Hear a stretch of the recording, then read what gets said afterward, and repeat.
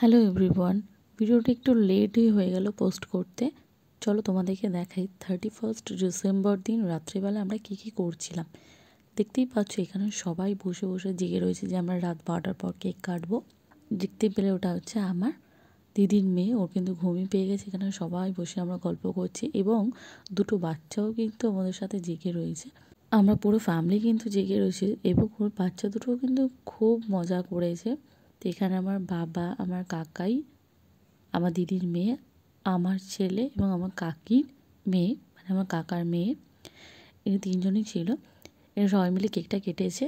শেষে দেখতেই পাবে যে আমার ছেলে কেক খাওয়ার জন্য কী করছে। এখানে আমার মা ওকে কেক দিচ্ছিল, ও কিন্তু খাবে বলে। খুব মজা করেছে ওরা সেদিন রাত্রেবেলা। ভিডিওটা ভালো লাগলে অবশ্যই একটা লাইক, শেয়ার এবং সাবস্ক্রাইব করে দেবেন।